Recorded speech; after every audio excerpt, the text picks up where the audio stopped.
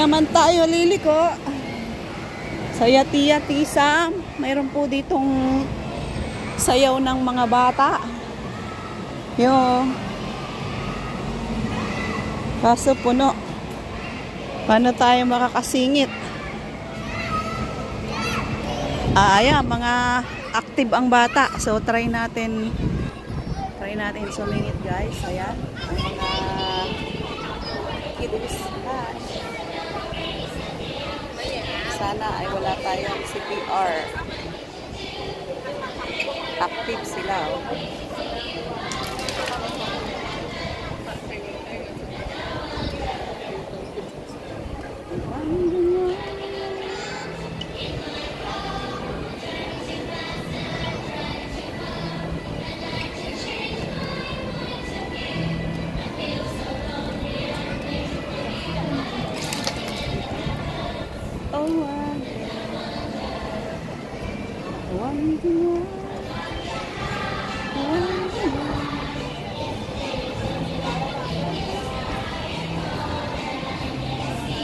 So ayan guys, nakidaan lang tayo dito, although wala naman tayong estudyante riyan. Pero na-miss ko din yung ano na yan dahil yan ay school ng dati kong alaga. Na mabait sila, oo, sa bait. Wala akong masabi. Busog ka sa busog. Pag need mo magbali, makakabali ka. Nga lang. Hanggang dun lang yun. Meron dito sa likod. Ayan o, likod o. Sa likod na yan.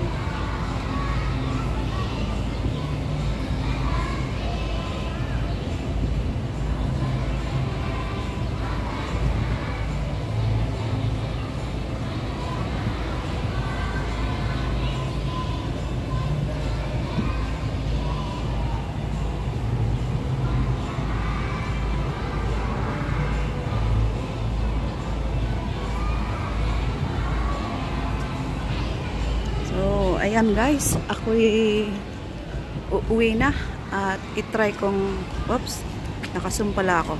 Ayun. Uwi na si mamang pulis. Maraming pulis dito kasi ano, school zone nga ito. Accident prone,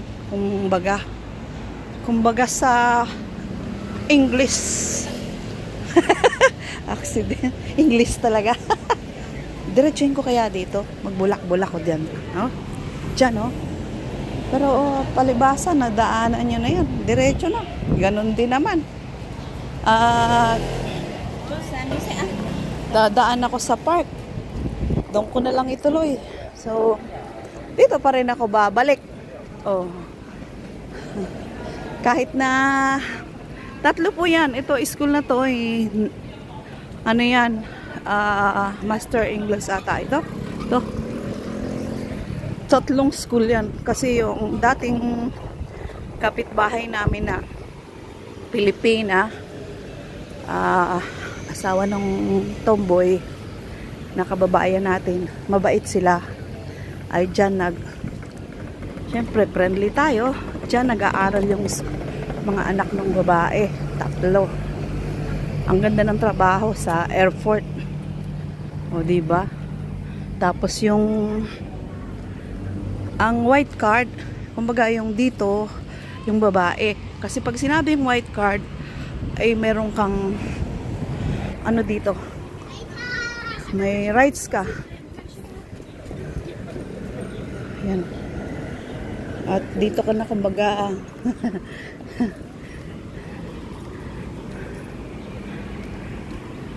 pwede magpabalik-balik, tumira. Siguro yung magulang niya ay white card din. So, kapag ikaw ay white card, at kung ikaw ay, depende rin kasi. Kung binata ka, gwapo ka, maganda ka.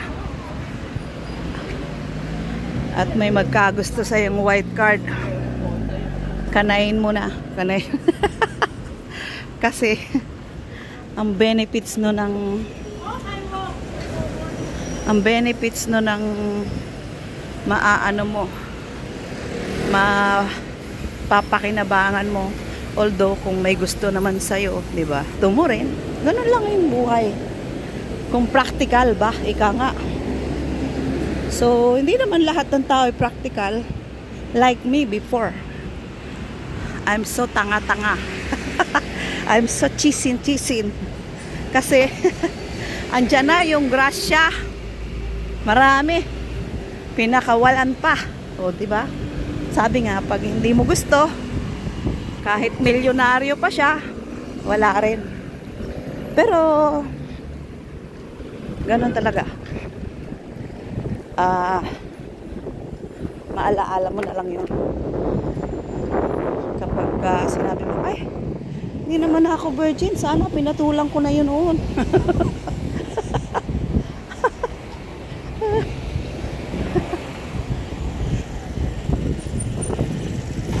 May kanya-kanya kasi tayong panuntunan sa buhay. Kaya,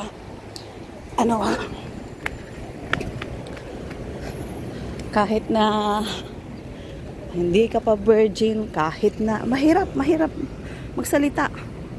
Lalong-lalo na kung ikaw ay nasa punto ng walang-wala, na walang ibang maasahan ng pamilya mo, kundi ikaw lang. Isisingit mo pa ba yung kalandian? Kalandian talaga. Asan na si Marites? Ayan. At tayo nandito na sa kabilang mundo. Ay, kabilang mundo. Hello po. Sa park. Hindi pa rin tapos sa mga lola doon.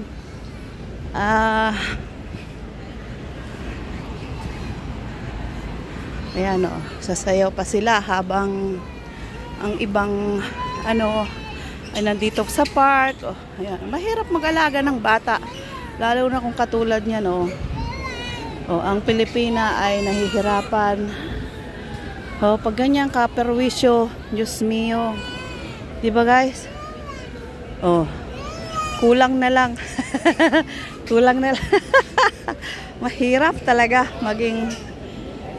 maging kunyang. Mahirap maging OFW dito sa ibang bansa.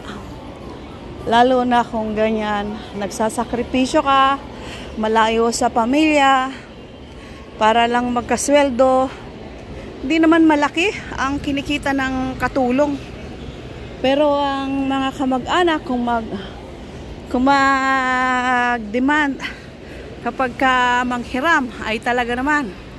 Pag hindi mo na pahiram, Diyos mio guys, mayabang ka na. Madamot ka pa. Although, nung nag-abroad ka naman, ay hindi mo sila kasama. Hi, good morning, I love you. Miss you, ha? Maganda pa din. Sa paningin ko lang, ha? Magbablogger ako. Magbablogger ka? Di sa YouTube ko paturo ako, ha? Oh, sige. May time ka. Message mo ko. Hindi, friend kami. Oh, message mo ko. Kasi sabi ko para magpunta tayo ng dait. Magpunta tayo kay Dait? Jompa. Ay, uragon. Oh. Oo, diba? Oo. Kasi namin yan eh, yung hindi naman yung talaga, yung Ano ka? Kumain ka, be? Ganti na. Oh. Nakaka-bless lang yung Ganyan daw nakikita natin pag tumutulong sa kapwa. Diba? Oo naman, pero kung gusto mo naman din mag-sponsor sa akin, pwede. Padala sa Pinas, bigay sa mga senior. Ganun lang yun. Ay, amen. Sabay sila. Ayan guys, mga friend ko ito. As long as mga ka-ano ko dito sa park. So, dahil Pilipina, enjoy at kilala. Oo. Diyan naman dumadaan yung mga blessings. Pero makikilala natin sila ng bongga kapag nakasama natin sila sa iisang bubong. Ganun ang tao. Talaga yun? Amen. Oo. Kasi doon mo makikilala yung totoong ugali ng tao. Alam niyo po ba yung bakit kung gusto ko rin interesado ko? Ayan. Yung So, apo ko na maraming salamat. Bye-bye!